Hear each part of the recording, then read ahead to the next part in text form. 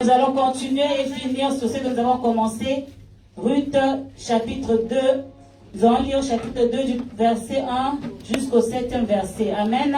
Amen. Est-ce que vous êtes là? Amen. Ruth, chapitre 2, verset 1 à 7. Je lis la parole de Dieu au nom du Seigneur Jésus. Amen. Naomi avait un parent de son mari, c'était un homme puissant et riche, de la famille d'Elimelech, et qui se nommait Boaz.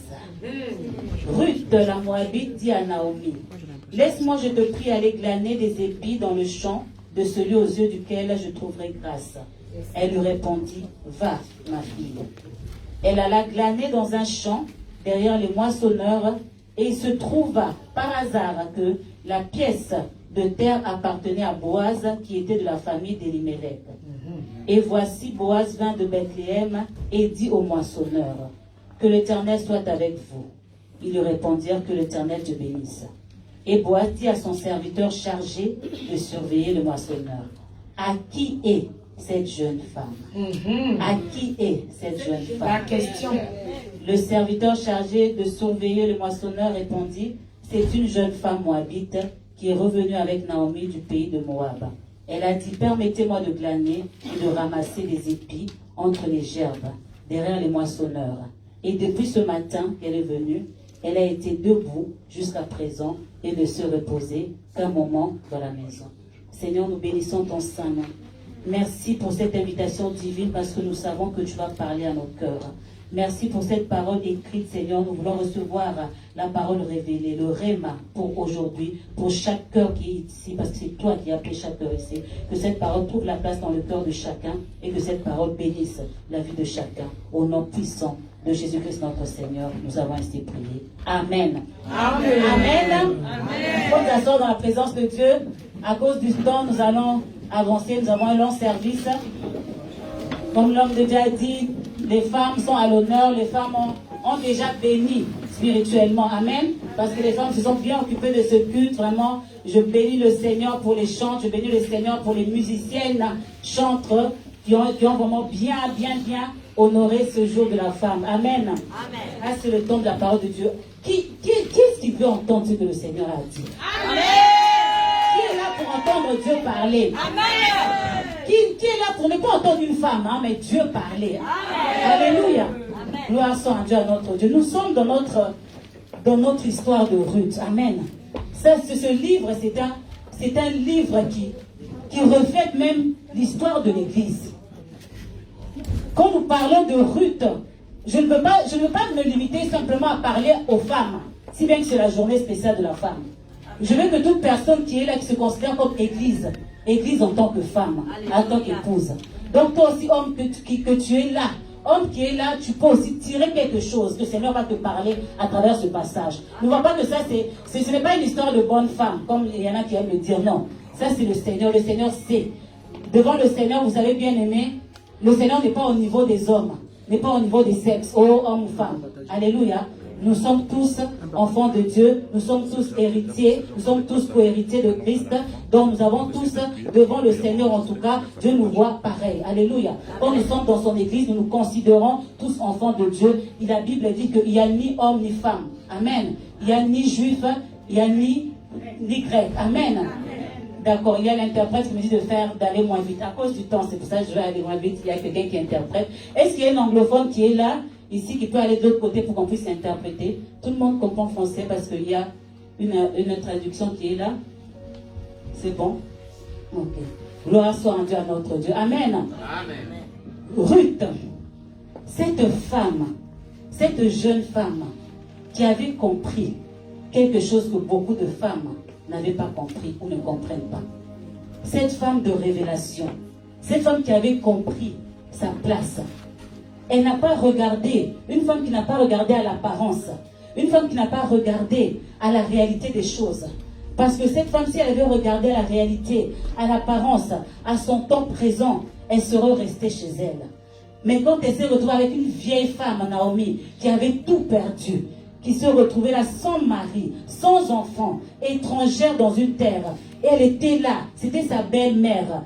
Elle a vu que sa belle-mère avait tout perdu. Mais elle ne s'est pas arrêtée à regarder Naomi comme tout le monde l'a regardée, comme une femme qui avait tout perdu. Elle est la révélation. Elle a dit, malgré que tout semble comme si elle n'a plus rien, cette vieille dame. Elle ne peut plus rien me donner. Elle ne peut plus avoir d'enfant. Elle n'a plus rien. Mais moi, je ne sais pas. Je sens qu'il faut que je m'accroche. Parce qu'elle avait compris au fait que, à travers cette femme, à travers son fils qu'elle avait épousé, qui était décédé, elle était entrée dans l'alliance avec le Dieu vivant. Amen. Si bien que les situations étaient différentes, étaient difficiles, mais elle n'a pas oublié. Souvent, les femmes, nous oublions beaucoup. Elle n'a pas oublié que quand son mari était vivant, quand elle a épousé son mari, qu'elle était entrée dans une alliance. Elle était maintenant devenue la fille du Dieu vivant. Les femmes, n'oublions pas, même si les choses peuvent changer dans la vie, les situations peuvent changer dans la vie, mais n'oublions pas d'où est-ce que le Seigneur nous a tirés. N'oublions pas celles que nous étions. N'oublions pas les grâces que nous avons reçues du Seigneur. N'oublions pas les portes que le Seigneur a ouvertes un jour dans nos vies. N'oublions pas quand nous étions en train de pleurer, le Seigneur nous a secourus. N'oublions pas que la main de Dieu était venue sur nous alors que nous étions dans la boue de notre péché. Dieu nous a retirés. N'oublions pas que nous n'étions rien que poussière, mais Dieu a fait de nous des gens de valeur. Amen. Yes. Quand tu as ça en tête, bien-aimé, tu vas prendre une bonne décision. Ruth n'a pas regardé à la vieillesse de Naomi, qu'elle n'avait plus rien. Elle a dit, je me souviens quand même qu'à travers elle, à travers ses fils, je suis entrée dans une alliance. Alors je vais continuer. Le Dieu qui a permis que je puisse entrer dans une alliance, il ne va pas me laisser. Je crois qu'il a encore quelque chose pour moi. Alléluia. Amen. Voilà pourquoi je suis venue te dire aujourd'hui, Dieu n'a pas encore fini avec toi. Amen. Dieu n'a pas encore fini avec toi. Dieu n'a pas encore fini avec toi. Amen. Même si les hommes peuvent finir avec toi, mais Dieu n'a pas encore fini avec toi. Amen. Même si toi-même tu peux finir avec toi-même, mais Dieu n'a pas encore fini avec toi. Amen. Vous savez qu'il y en a qui ont fini eux-mêmes leur vie. Hein? Elles-mêmes, elles se disent, ah, pour moi c'est fini. Oh. Amen, je suis trop vieille. Ça y est, je n'ai plus de diplôme. Je n'ai plus ça. Le temps est passé. Elle-même, déjà par ses parents, pour elle, la vie est déjà finie. Oui. Mais j'ai une bonne nouvelle pour toi. Dieu n'a pas encore fini avec toi. Amen. Même si ta famille a fini avec toi, oh, tu as déshonoré la famille. Dieu n'a pas encore fini avec toi. Amen. Amen. Yes. Même si la société ne te reconnaît pas, on t'appelle de toutes sortes de noms. Yes. Oh, immigré, comme j'ai dit. Oh, sans papier. Oh, sans emploi. Oh, chômeur. Mais Dieu n'a pas encore fini avec toi. Amen. Dieu a encore quelque chose pour toi. Est-ce que quelqu'un peut dire Dieu n'a pas encore fini avec toi? Alléluia. Amen. Dieu n'avait pas fini avec Ruth. En fait, Dieu n'avait pas fini avec elle, mais Dieu avait justement commencé dans sa vie. Tout ce que tu as déjà passé là, bien aimé, laisse-moi te dire que ça, ce n'est rien. Dieu commence à peine à faire quelque chose dans ta vie. Dieu commence à peine. Comme on dit toujours, il faut qu'il y ait la nuit pour qu'il puisse avoir le jour. Il y en a beaucoup qui n'aiment pas la nuit. Le temps un peu sombre, le temps un peu difficile. Comme je dis la dernière fois, le temps un peu de glaner. Beaucoup n'aiment pas ça. Mais il faut qu'il y ait ce temps-là pour que nous puissions voir le jour. Il faut qu'il y ait ce temps-là pour que nous puissions nous lever. Le soleil puisse se lever. Il faut qu'il y ait le temps où il n'y a pas le soleil. Alléluia. Amen. Dieu n'a pas encore fini avec la vie de quelqu'un. Et Dieu ne fait que commencer. Donc dans l'histoire que nous avons commencé à lire, je vais résumer un petit peu. Nous connaissons l'histoire de Naomi qui finalement s'est retrouvée étrangère et qui a tout perdu. Et un jour, elle a entendu que Dieu a visité son pays. Elle a dit qu'elle va rentrer. C'était très difficile pour cette femme parce qu'elle avait quitté, elle avait tout. Elle a quitté son pays, elle avait un mari, 2 enfants et elle devait retourner dans son pays sans mari, sans enfants. Vraiment. Quelle humiliation. Qu'est-ce qu'elle allait dire autour d'elle? On allait lui pointer du doigt. Les gens aiment beaucoup faire ça. On allait la condamner. On allait dire, toi tu vois, toi tu es parti. Elle allait retrouver peut-être les autres femmes qui étaient là, qui avaient peut-être excellé dans leur vie, qui avaient peut-être des affaires, qui avaient excellé, qui avaient d'autres choses, qui avaient évolué dans leur vie. Mais elle est revenue à même pas la case départ. Moins que ça. Moins que ça. Bien aimé. Mais Naomi n'a pas regardé à cela. C'est pourquoi j'aimerais vraiment dire à une femme, ne regarde pas. Ne regarde pas aux situations actuelles. Amen. Ne regarde pas ce qu'il y a autour de toi. Merci Seigneur. Amen. Que personne ne te trompe pas. N'écoute même pas ce que les gens disent. Quand tu t'écoutes ce que les gens disent, tu ne vas pas avancer dans la vie. Oui. Continue à faire confiance en Dieu. Naomi était la fille du Dieu vivant. Elle avait Dieu avec elle. Elle a cru en son Dieu. Elle est le Dieu qui n'a pas permis que moi je puisse mourir, parce qu'elle aurait pu mourir aussi à Moab. Le Dieu qui m'a gardé en vie et qui a permis que je puisse avoir cette bonne nouvelle que dans mon pays là, il a visité. C'est lui qui va m'accompagner encore. Elle est retournée à Bethléem, dans sa ville natale. Alléluia. Et là-bas, le Seigneur l'attendait. Et là-bas, le Seigneur l'attendait. Quand tu prends une bonne décision, le Seigneur te précède. Quand tu prends une bonne décision, le Seigneur est avec toi. Il te dévance. Tu n'es jamais seul. Et le Seigneur, il conduit tes pas. La Bible dit que c'est lui qui conduit les pas des justes. Les pas d'un juste sont conduits par l'Éternel.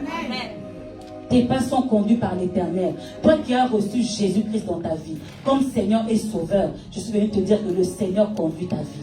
Le Seigneur connaît ta vie. Ne t'inquiète pas. Ne sois pas effrayé quand les situations commencent à devenir difficiles. Ne sois pas effrayé quand le médecin te donne une mauvaise nouvelle. Ne sois pas effrayé quand ta famille te reproche des choses que tu ne connais pas. Ne sois pas effrayé quand tu es condamné. Le Seigneur est au contrôle de ta vie. Il précède tes pas.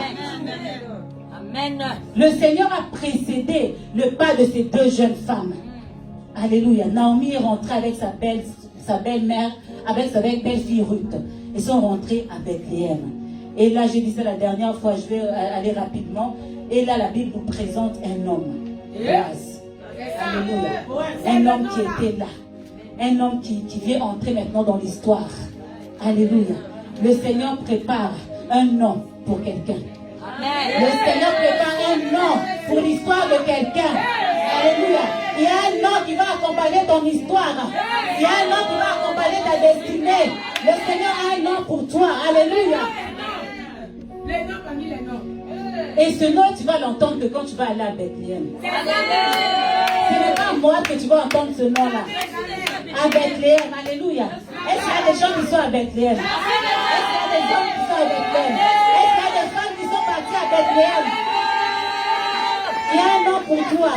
Il y a un nom pour toi. Il y a un nom pour ta destinée. Alléluia. Et Boaz arrive pour avancer. Il pose la question ultime. Le thème justement de notre message.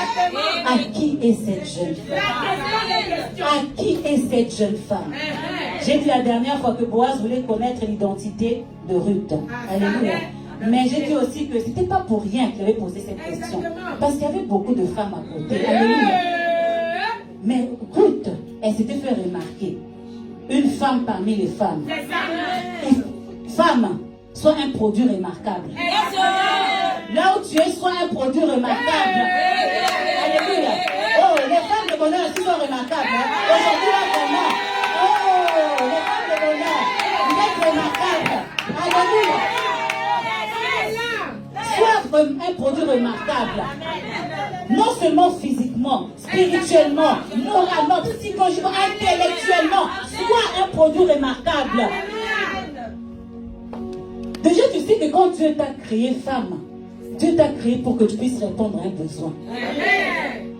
Donc il fallait que tu sois remarquable parce que tu avais une mission à accomplir. Dieu ne t'a pas laissé dans l'ombre. Alléluia. Dieu, quand Dieu t'a créé femme, Dieu a d'abord endormi l'homme. Alléluia. Et quand tu t'as présenté devant l'homme, l'homme a tout de suite regardé. Comme tu dis la dernière fois, Adam n'avait pas vu Dieu d'abord ce jour-là. Adam n'avait pas vu Dieu. Ce jour-là, c'était elle, produit remarquable. Produit remarquable, elle. Alléluia. Femme, tu as été créée pour être remarquée auprès de quelqu'un. Donc si tu es quelque part et que tu n'es pas remarquable, pose-toi la question, quel genre de femme tu es? Quel genre de femme tu es? Alléluia. D'après la volonté de Dieu, toute femme a été créée pour un but. Alléluia. Toute femme a une mission à accomplir. Et d'après la volonté de Dieu, toute femme appartient à un homme. Alléluia. Toute femme appartient à un homme. Que le monde ne te trompe pas. Chacun sa côte. Que le monde ne te trompe pas. Il n'y a pas un homme là qui est là qui a toutes ses côtes. Non. Il y en a une qui manque. Alléluia. Tu as été créé. Tu as été créé et tu appartiens à quelqu'un. Donc Boaz a demandé à qui est cette jeune femme. Parce que Boaz savait que une jeune femme ne pouvait appartenir qu'à quelqu'un. Il y avait un homme derrière une femme. Alléluia. Une femme devait appartenir à quelqu'un. Une femme devait avoir une autorité sur elle. Boaz voulait dire, quelle est l'autorité qui est sur cette femme? J'ai envie de savoir. À qui appartient cette femme? Quelle est l'autorité qui est sur toi, femme? Jésus. Femme, ne refuse pas l'autorité de Dieu. Ne refuse pas l'autorité de Dieu. Dieu veut être sur ton autorité. Alléluia. Et quand tu es mariée, femme, l'homme est ton autorité. Alléluia. Beaucoup de femmes dans le monde n'aiment pas ça. Est-ce que je peux entendre les gars même des femmes? Quand tu es mariée, l'homme est ton chef. L'homme est l'autorité. C'est lui qui te couvre maintenant. Amen. Voilà pourquoi Boaz a demandé à qui est cette jeune femme.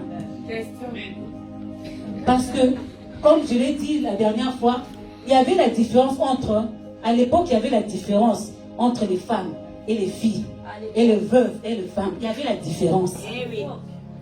Ce qui est triste, c'est qu'aujourd'hui, on ne voit pas la différence.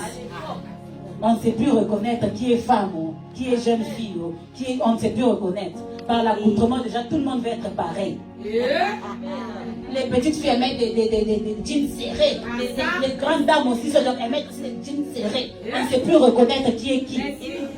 À l'époque, on pouvait reconnaître, quand on te regarde, on sait que toi tu es une jeune fille, toi tu es une jeune femme, toi tu es une vierge, toi tu es une veuve. On arrivait à reconnaître par l'accoutrement. Bien, il est très important qu'on arrive à te reconnaître. La femme. Vous savez, il y a une différence entre une femme et une fille. Une jeune femme et une jeune fille. Exactement. Alléluia. Boaz avait bien vu que celle-là, c'était une jeune femme, pas une jeune fille. Une jeune fille. Vous savez, une jeune fille, elle est celle qui est influencée par le monde. Une jeune fille est celle que le monde peut influencer. Amen, amen. Amen. Tu peux avoir 50 ans, mais si le monde t'influence, on va t'appeler jeune fille. Jeune fille. Tu peux avoir 50 ans, mais si tu suis la mode, si tu suis tout ce que le monde dit, tout ce que le monde est en train de te diriger, tu es une jeune fille. Une jeune femme, c'est celle qui influence le monde maintenant. Une jeune femme influence. Elle sait qu'elle a quelque chose. Dieu a mis en elle quelque chose. Elle apporte cela. Elle contribue. Elle veut apporter quelque chose de plus. Parce que Dieu l'a créée pour apporter quelque chose de plus. Laisse-moi te dire une chose. Dieu n'a pas créé Ève comme jeune fille. Alléluia. Dieu a créé Ève comme une jeune femme. Amen. Elle était déjà prête à répondre à un besoin. Elle était prête déjà à apporter quelque chose dans la société. Elle était prête à apporter quelque chose dans le monde. Elle était prête à être une aide semblable. Dieu ne te voit pas toujours une jeune fille. Il est temps que tu grandisses. Sois une jeune femme parce que tu as quelque chose à apporter. Alléluia. Amen. Il y en a beaucoup qui réclament mariage, Boaz, mais tu es encore une jeune fille. Tu vas aller faire quoi dans le mariage? Le mariage, ce n'est pas pour les enfants. Boaz n'est pas pour une jeune fille. Boaz est pour une jeune femme. Si tu es encore jeune fille, même si tu as 50 ans, je l'ai dit, tu n'as pas de place. Boaz ne viendra pas. Jamais. Voilà beaucoup qui souffrent dans le mariage, qui ne comprennent pas. C'est difficile, c'est compliqué. Oh, on m'a fait ceci, on m'a fait ça parce que tu es encore une jeune fille. Jeune fille dans la tête. Femme, ne te précipite pas. Ne te précipite pas. Alléluia. Tu as été créé pour un but. Amen. Et la seule façon d'entrer dans ce but-là, de connaître ce but-là, c'est de t'approcher de ton Créateur. Alléluia. D'être proche de ton Créateur pour savoir exactement comment est-ce que tu dois aller, où est-ce que tu dois marcher, qu'est-ce que tu dois faire, qu'est-ce que tu ne dois pas faire. Voilà pourquoi Ruth avait compris. Je m'accroche à cette vieille dame-là. Parce qu'à travers elle, je suis rentrée dans une alliance. Je m'accroche à son Dieu. Ruth a dit que là où tu iras, j'irai. Ton peuple sera mon peuple. Ton Dieu sera mon Dieu. À qui est-ce que tu t'accroches? À qui est-ce que tu t'accroches? Nous allons voir un peu plus loin comment Naomi a été encore une bénédiction pour Ruth. Parce qu'elle lui a donné des bons conseils. C'est ça même. Et Ruth était obéissante. Elle a fait tout ce que Naomi lui avait dit. Vous savez, comme j'ai dit la dernière fois, Naomi, c'était, si on peut dire aujourd'hui, le pasteur de Ruth. C'est elle qui l'orientait, qui lui donnait des directives, qui l'a conseillé. Et quand elle a suivi tous les conseils de Naomi, c'est comme ça qu'elle est arrivée. Là, elle est arrivée à la fin, épouse de Boaz. Alléluia. Qui est-ce qui te conseille? Qui sont tes conseillers? Toi, tu suis les conseils de qui? Qui est-ce qui t'oriente? Femme, regarde, depuis que tu as commencé à suivre les conseils, oh, de la sœur, je ne sais pas qui, oh, de tata qui, oh, je ne sais pas qui, regarde où ça t'emmène. Mais tu continues encore à suivre ces conseils-là. Change de conseiller. Il y en a beaucoup des amis qui t'induisent toujours en erreur. Mais tu continues toujours. On t'emmène toujours dans des histoires là où ce n'est pas possible. Tu continues toujours à écouter. On te fait toujours, tu as toujours des faux espoirs. Tu te retrouves toujours à te cogner dans le mur. Mais tu continues toujours à garder les mêmes fréquentations, à garder les mêmes conseillers. Change de conseiller. Amen, amen, amen. Oh. Prêche. Il faudrait voir, Ruth a vu que tous les conseils de Naomi, ça marchait, ça l'a conduit vers sa destinée. Maintenant, toi, tous les conseils que tu prends là, ça t'a conduit où? Depuis que tu reçois tous ces conseils-là, tu es où maintenant? Par rapport à ta destinée, où tu te trouves? Qu'est-ce que ça t'a apporté? Ça t'a apporté juste du Congo, ça? Qu'est-ce que ça t'a apporté? Accroche-toi aux bonnes personnes. Accroche-toi à la bonne personne. Quand le Seigneur met devant toi quelqu'un et qui t'enseigne, et tu vois déjà, même une fois, il suffit juste une seule fois que tu vois que non, son conseil a marché. C'était vraiment une bénédiction pour moi. Tu t'accroches. Ruth s'est accrochée. Même si après la situation était compliquée, comme je dis la dernière fois, elle s'est retrouvée, Ruth, dans une situation tellement compliquée, à glaner. Elle s'est retrouvée dans une situation tellement bas, plus bas que même une servante, comme une esclave. Aller dans les champs à glaner, c'était compliqué. Elle aurait pu dire, ah, je me suis trompée. Je n'aurais pas dû venir ici. Elle a pensé peut-être à Orpa là-bas. Elle a dit, peut-être Orpa là-bas aussi, peut-être elle s'est mariée, peut-être Orpa là-bas, elle fait sa vie. Mais elle n'a pas vu ça. Elle a compris cela, elle a continué. Et elle s'est fait remarquer. Et c'est là que Boaz est entré. Et la bouche de Boaz a parlé. Quand la bouche de Boaz s'ouvre, quand Boaz pose la question, alléluia, quand Boaz pose la question, le chemin de ta destinée est ouvert. Le Seigneur est venu frayer le chemin de la destinée de quelqu'un aujourd'hui. Alléluia. Sois la femme selon le cœur de Dieu. Sois la femme qui sache prendre les bonnes décisions. Sois la femme qui sache dire non quand il faut dire non. Sois la femme qui sait dire oui quand il faut dire oui, même si tout le monde dit non. Mais quand elle sait que c'est oui, c'est Dieu qui a dit ça, c'est Dieu qui veut ça, elle dit oui. Peu importe tout ce qu'il y a autour. Amen. Sois la femme qui va influencer. Toi, tu ne vas pas être influencé. Même s'il y a 10 000 oui, toi, ton non reste non. Quand tu dis ça, ce n'est pas la voix de Dieu, tu dis non. Amen. Beaucoup de personnes souffrent aujourd'hui dans le mariage, beaucoup de femmes, parce qu'elles se retrouvent dans une situation où elles veulent dire non, elles ne veulent plus, mais il y a tellement de oui autour qu'elles ne savent plus dire non. Amen. Oh. Amen, amen. Quelqu'un dit la famille, toute la famille dit non, toute la famille est bénie, toute la famille est contente. Tu ne veux pas faire, tu veux faire plaisir à la société, tu veux faire plaisir à tout le monde. Qu'est-ce qu'on va me dire? Tu es en train de souffrir. Dieu attend simplement que tu te lèves et que tu dises non. Amen. Et que tu dises non. Amen. Combien souffrent dans le mariage parce qu'ils veulent faire plaisir à d'autres. Mais c'est toi qui souffres. Ce n'est pas les autres. Alléluia. Je vais ouvrir une parenthèse, mais je vais vous dire, le mariage n'est pas un lieu pour souffrir. C'est ça. Alléluia. Amen. Le mariage n'est pas un lieu pour souffrir. Amen. Si tu entends enseigner que le mariage, c'était, comme on dit toujours, il y a toujours des difficiles. Le mariage n'est pas un lieu où il faut souffrir. Alléluia.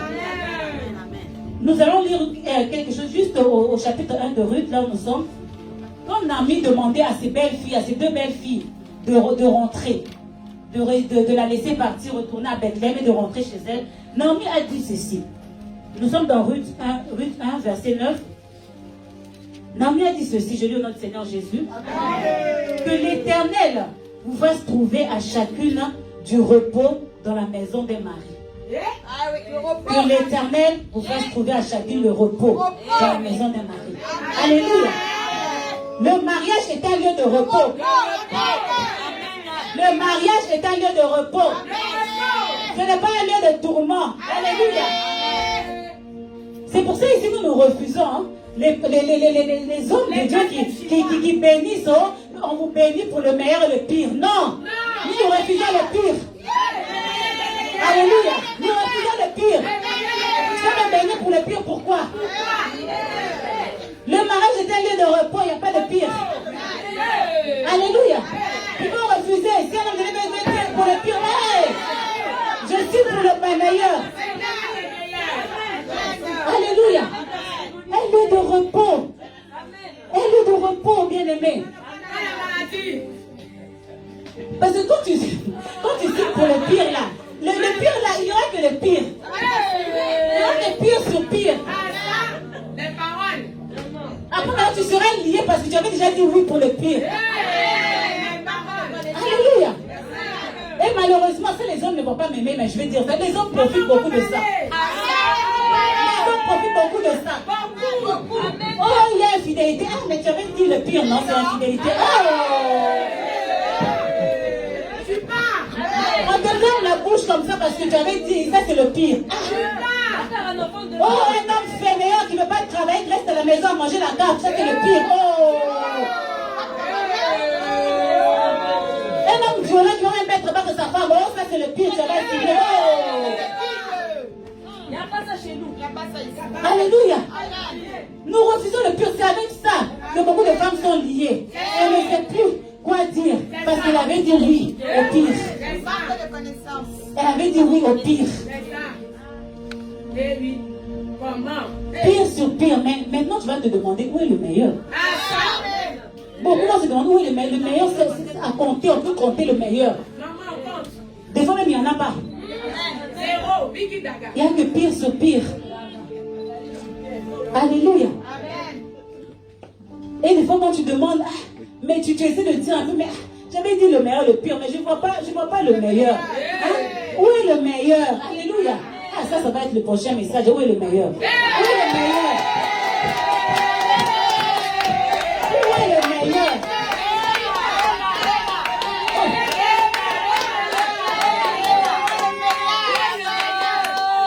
Dieu nous a donné Jésus-Christ le meilleur. Dieu nous a donné Jésus-Christ le meilleur. Nous devons avoir le meilleur dans nos foyers, le meilleur dans nos mariages. Nous refusons le pire. Et maintenant, un homme va te dire, ah, mais le meilleur, maman, ah, tu as quand même les enfants, non? Ah, ça c'est le meilleur. Ah!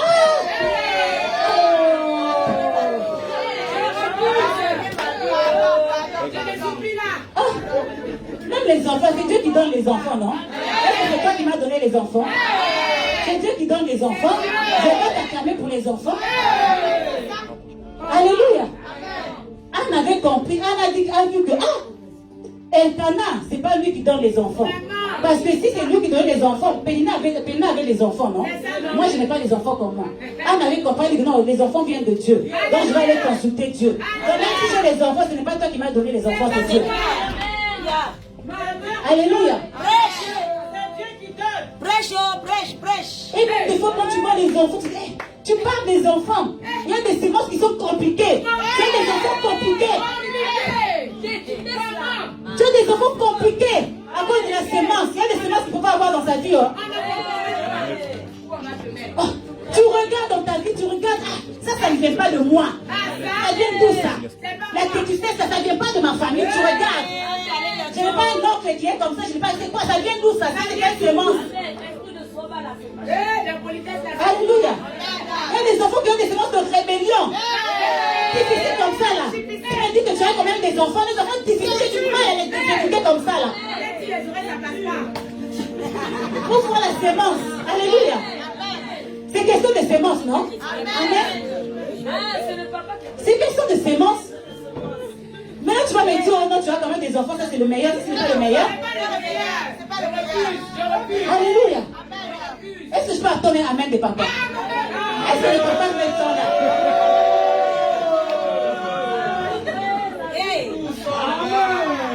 Alléluia. Alléluia. Les gens ne vont pas m'aimer, c'est la vérité. Amen. Je suis venu réveiller la conscience d'une femme. Alléluia. Je suis venu dire aux femmes que tu dois savoir qui tu es. L'importance que Dieu te donne. Alléluia. Le problème, c'est que les femmes, des fois, ne s'arrêtent pas. Les femmes ne s'arrêtent pas. À un moment donné, il faut savoir t'arrêter. Tu t'arrêtes et tu regardes. Oh, qu'est-ce qui ne va pas? Tu t'arrêtes, tu vas consulter le Seigneur. Qu'est-ce qui ne va pas? Alléluia. Tu dois savoir t'arrêter à un moment donné. Le problème, c'est que l'ennemi fait beaucoup de choses dans la vie des femmes. Il met beaucoup de distractions. Tu as des enfants, tu es en train de courir par ce match. Tu n'as pas le temps de regarder, tu n'as pas le temps de t'arrêter pour voir que quelque chose ne va pas. Si tu prends le temps de t'arrêter, tu vas voir qu'il n'y a que les pires. Il n'y a que les pires. Il n'y a que les pires. Vérité. Prends le temps de t'arrêter et consulte le Seigneur.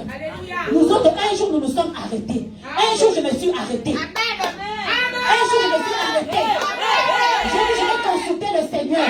Qu'est-ce qui se passe? Pourquoi il n'y a que le pire? Un jour, je me suis arrêté. Et là, le Seigneur m'a ouvert les yeux. Là, le Seigneur m'a parlé. Après avoir parlé, ouvert les yeux, il a ouvert la main rouge. Il a dit, tu sors maintenant.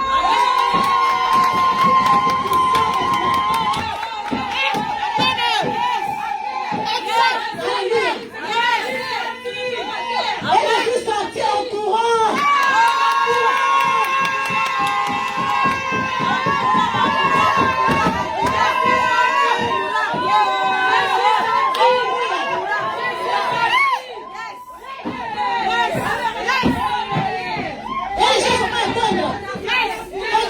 Quand tu vois, tu agis tout de suite, tu n'attends pas. Alléluia. Femme, arrête-toi. Dieu veut te parler. Mais sauf que tu es dans la distraction. Il veut te donner la direction. Mais sauf que tu ne t'arrêtes pas. Arrête-toi. Demande Dieu. Consulte Dieu. Où est-ce que je vais? Qu'est-ce qui se passe? Pourquoi il y a des choses dans ma vie? Dieu parle. Dieu est fidèle. Dieu aime la femme. Dieu t'aime, femme. Tu as une place importante dans le cœur de Dieu. Dieu ne veut pas que tu puisses souffrir. Alléluia. Tu dois trouver le repos. Tu dois trouver le bonheur dans le mariage. C'est Dieu fait pour toi. Mais vous savez, il y a trois grands événements dans la vie. Nous avons la naissance, le mariage et puis la mort. Alléluia. Les trois grands événements que nous vivons dans la vie. Mais dans ces trois événements bien aimés, la Bible nous dit au ciel, il y aura les noces, le mariage, les noces de l'agneau. Mais au ciel, il n'y aura pas de mort, il n'y aura pas de naissance. Alléluia. Mais non, si je me pose la question, si maintenant, au ciel, il y aura quand même le mariage. Il y a comment, mais si c'est en haut là-bas au ciel, si ce n'est pas du repos, si c'est le pire, est-ce que vous dites qu'au ciel, il y aura le pire? Jamais. Au ciel, il y aura le pire? Non. Alléluia. Les amis vivent quand même le mariage, les noces de l'agneau là-haut. Donc pour Dieu, le mariage, c'était un bonheur. Alléluia. Il n'y a pas de place pour le pire. Sinon Dieu n'aurait pas pris ça comme exemple pour nous montrer ce qui a levé en haut. La Bible dit là-haut dans notre Jérusalem céleste, on va dormir avec de l'or. On ne fera que le temps d'adoration. Ça sera la joie, la jouissance. Il n'y aura pas de mort, il n'y aura pas de pleurs, il n'y aura pas de peine. Alléluia. C'est ce que nous attend là-bas. C'est pourquoi Dieu voulait que, à travers le mariage, tu puisses goûter un peu du ciel. À travers le mariage. Mais combien goûtent de ça? Il y en a qui goûtent l'enfer même. Dieu voulait que tu puisses goûter. Quand tu as un bon mariage, tu es en train de goûter un peu du ciel. C'est ça, ce qui nous attend. Toi qui n'es pas encore marié, bien aimé, le Seigneur te prépare. le vrai mariage. Le vrai mariage. Le lieu de repos. Le lieu de repos. Alléluia. À qui est cette jeune femme? À qui est-ce que tu appartiens? À qui est-ce que tu appartiens? Alléluia. Boaz a vu Ruth et Boaz a pris, il a compris. Boaz a vu comment cette femme était remarquable. Boaz n'a pas compris. Ruth est restée à sa place. Ruth était obéissante. Ruth était soumise. Ruth craignait le Seigneur. Elle a pris au sérieux son alliance avec Dieu. Elle a pris au sérieux. Oh, je ne sais pas si les Moab aussi avaient leur Dieu. Mais elle n'est pas retournée. Elle n'a pas voulu une seule fois. Elle n'a même pas pensé une fois à retourner à Moab là-bas. Elle s'est accrochée à ce Dieu-là. Accroche-toi. Là où tu es, le Seigneur te dit que tu es au bon endroit. Accroche-toi. Tu as pris la bonne décision de suivre Jésus-Christ, de l'accepter, de le recevoir comme ton Seigneur et ton Sauveur. Tu es au bon endroit. Accroche-toi. Dieu n'a pas encore fini avec toi. Dieu commence à peine à réécrire l'histoire de ta vie. Les hommes avaient écrit notre histoire. Ta famille avait écrit notre histoire. Mais là, tu es en train d'écrire l'histoire de ta vie. Oh, je suis en train de voir le Seigneur Jésus, quand on a emmené cette femme, pris en flagrant délit d'adultère, il était là, Jésus, en train d'écrire. On a emmené une femme, on dit non, elle doit être condamnée, elle doit être lapidée. Mais Jésus était là, il était en train d'écrire une nouvelle histoire. Il écrivait une nouvelle histoire pour cette femme. La Bible me dit qu'il n'y a plus de condamnation pour ceux qui sont en Christ. Il n'y a plus de condamnation pour ceux qui sont en Christ. Une nouvelle histoire est en train d'être écrite. Le Seigneur, avec le sable, il avait effacé la condamnation. Il a effacé ce que les hommes avaient écrit. Il a effacé ce que la famille avait écrit. Il a effacé ce que la société avait écrit. Il a tout effacé. Il a écrit une nouvelle histoire. C'est ce qu'il est en train de faire dans la vie de quelqu'un ici. C'est ce qu'il est en train de faire dans la vie de quelqu'un ici. Il réécrit. Il écrit l'histoire de ta vie. Il réécrit l'histoire de ta vie. Mais la Bible dit que si Dieu est pour nous, qui sera contre nous? Donc si Dieu lui-même est pour toi, il est en train de réécrire ton histoire. Sois sûr que c'est une belle histoire. Sois sûr que la fin de cette histoire-là, tu ne seras pas déçu. Alléluia. Dieu réécrit l'histoire de ta vie. Dieu réécrit l'histoire de ta famille. Dieu réécrit l'histoire de tes enfants. Dieu réécrit l'histoire de tes finances. Dieu réécrit l'histoire de tes affaires. Dieu réécrit l'histoire de cette vie de Saint-Nazaire. Dieu réécrit l'histoire de cette église MAGC. Dieu réécrit l'histoire. Voilà pourquoi nous nous accrochons. Nous nous accrochons à ce Dieu-là. Alléluia. À cause du temps, je vais bientôt m'arrêter là. Je suis juste en train de voir l'histoire. Cette histoire a commencé avec 3 femmes. Je suis en train de voir Naomi qui est là, avec ses 2 belles filles, Orpa et Ruth à ses côtés. Vous savez qu'après, quand Ruth s'est mariée, au fait, la nouvelle est partie chez Orpa. Il y avait une nouvelle qui était partie là-bas. Ruth s'est mariée. Elle est devenue la patronne. Alléluia. Je suis sûre qu'elle a regretté. Elle a dit pourquoi moi je n'étais pas partie avec elle. Alléluia. La patience. Je vois l'histoire de ces femmes-là. Je vois d'abord l'histoire de cette Naomi qui était étrangère. Qui est partie à Moab comme étrangère. Et elle avait tout perdu. Parce que j'avais dit ça la première fois. Elle était partie sans consulter Dieu. Son mari n'avait pas consulté Dieu. Quelque part à Moab, elle était étrangère sans Dieu. Elle n'avait pas Dieu. Maintenant, ils sont rentrés à Bethléem avec Ruth. Ruth s'est retrouvée aussi étrangère. Mais étrangère avec Dieu. Étrangère avec Dieu. Ça fait toute la différence. Étrangère avec Dieu. Étrangère avec Dieu, tu vas toujours gagner. Tu vas toujours exceller. Tu vas toujours réussir. Alléluia. Je vois l'image de ces 3 femmes. Naomi qui est là. Et il y a ces 2 belles filles à côté. Mais je ferme mes yeux. Je regarde la croix. Je vois Jésus qui est là.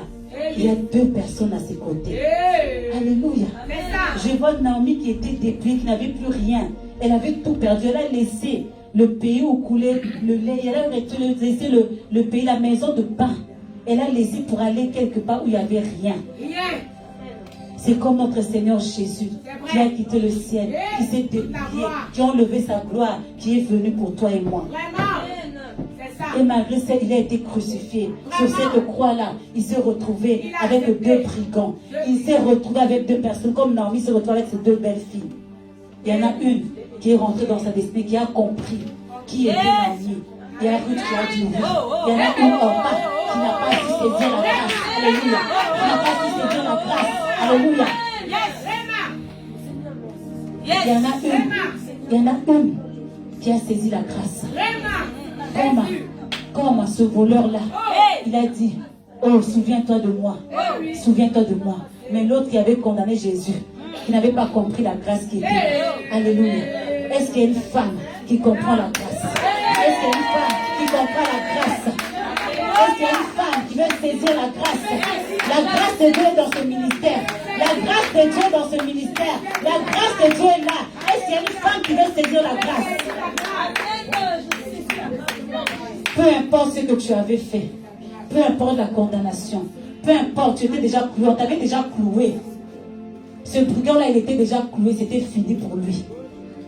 Peut-être qu'il avait entendu Jésus peut-être guéri, il avait vu guérir dans les rues de Galilée, je ne sais pas, mais il n'avait pas saisi cette grâce. Pour lui, c'était fini.